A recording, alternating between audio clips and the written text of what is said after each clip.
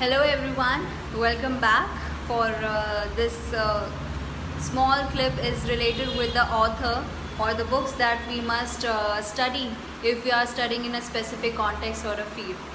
Okay, so the first one I would like to recommend you to study Amartya Sen, the articles written by Amartya Sen. If you are a scholar of economics, Amartya Sen is there in your reading list as well.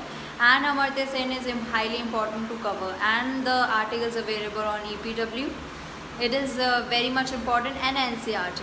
If you are doing the study of economics, you are related with the economics, I would suggest you to first just read some of the articles of Amartya Sen, and apart from, you must go for NCERT and also the articles available on EPW.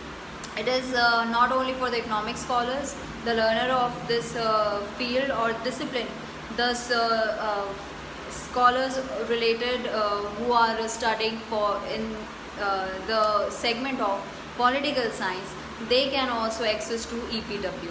Apart from that, there is the next book I would like to recommend you is the Shekhar Bandyopadhyay. The books written by Shekhar Bandyopadhyay is related with the historic background of India.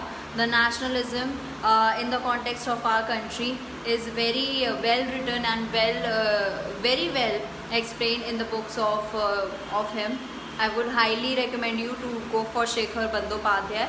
And also there is a book which is good for static GK.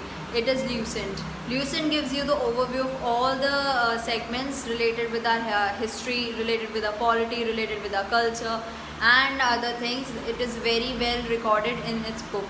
Apart from that,